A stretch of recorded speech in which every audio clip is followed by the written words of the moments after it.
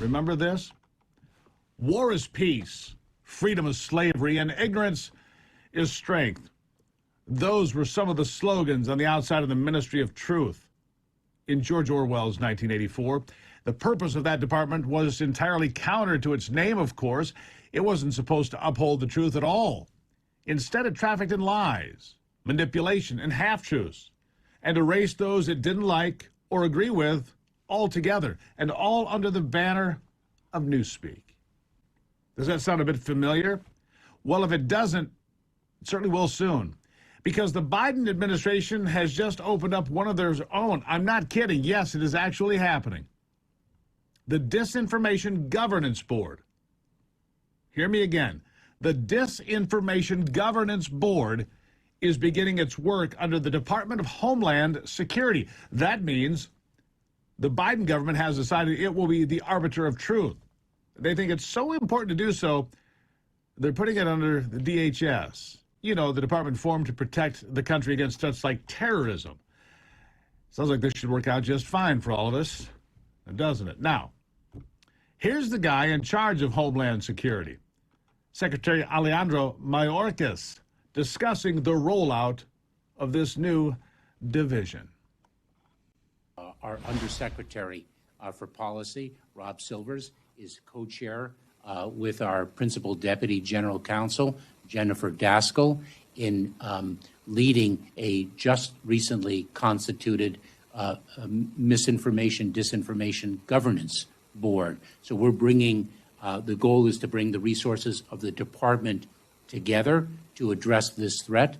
I just read a very interesting study that underscores the importance of the point that you make, the spread of mis and disinformation in minority communities specifically, and we are focused on that in the context of our CP3 and other efforts. And you can bet when something has truth in its name, that entity does not actually tell the truth. Think of Pravda in the Soviet Union.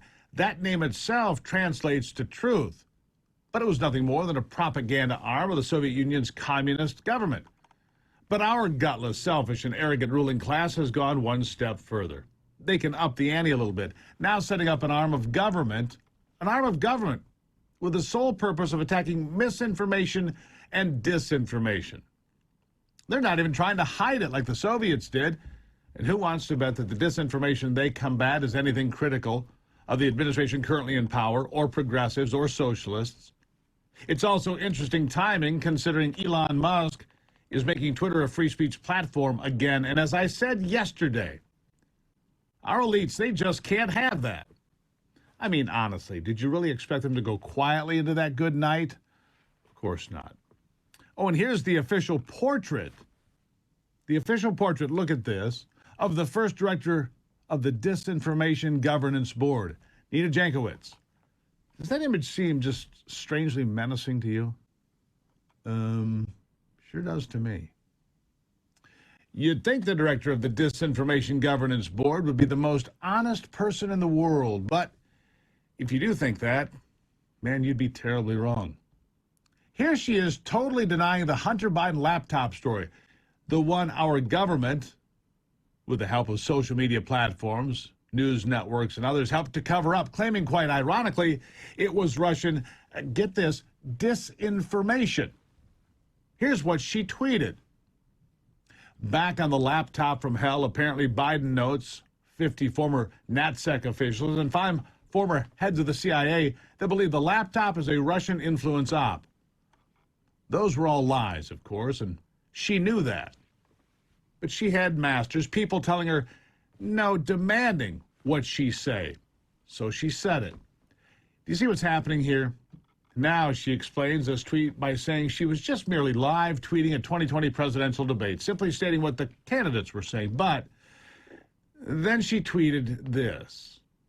IC has a high degree of confidence that the Kremlin used proxies to push influence narratives, including misleading or unsubstantiated claims about President Biden to U.S. media officials and influencers, some close to President Trump. A clear nod to the alleged Hunter laptop.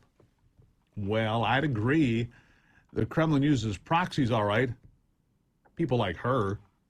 So I'd assume the Disinformation Governance Board, just think about that, the Disinformation Governance Board, if it had existed back then, it would have labeled the Hunter Biden laptop story as official disinformation. That would have given even more blatant lies handed to imbeciles like the Brian Stelters of the world so they could cover it up even more. And here's what she tweeted just 3 days ago. 3 days ago. About how free speech terrifies her. For real, I shudder to think about if free speech absolutists were taking over more platforms, what that would look like for the marginalized communities, which are already shouldering disproportionate amounts of this abuse.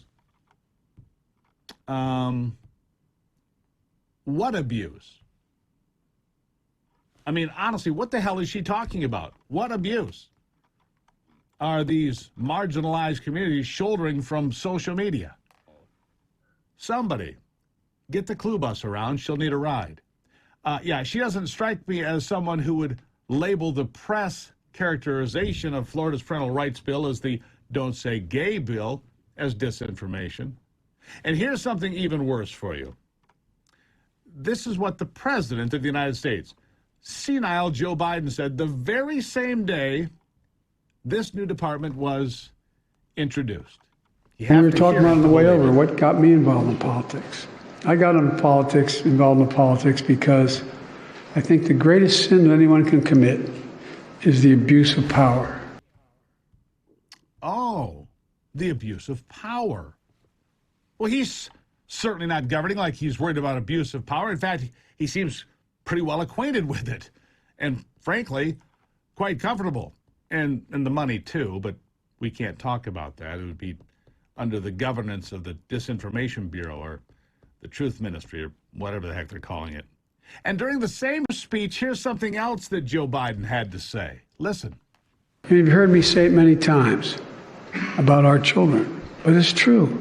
They're all our children. And the reason you're the teachers of the year is because you recognize that. They're not somebody else's children. They're like yours when they're in the classroom. He tells teachers that the kids are not somebody else's children. They're like yours when they're in the classroom. I think you'd have a lot of parents disagreeing with that assertion. Check Virginia, for example. Is that the truth the Disinformation Governance Board will be trying to look at and upholding? What seems very likely to me is that Homeland Security is now empowered to go after anyone who disagrees with teachers, claiming that their kids in the classroom are theirs. And now the media is already making reckless claims that Republicans plan to steal the 2024 election, already trying to sow doubt about the outcome years in advance. But make no mistake, you can't say there was anything wrong with the 2020 election. You can't do that. It's not allowed.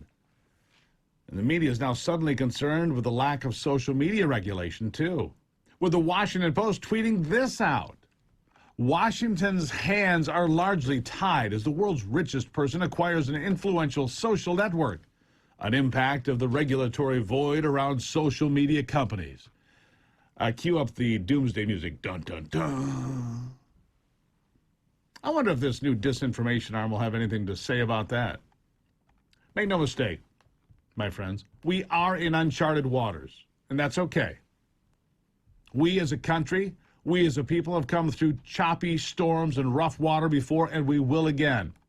And when it's over, we will clean up the mess these fools, these tyrants are leaving behind. You know why? Because that's what we do. And the reckoning is coming on the 8th of November. Mark it down.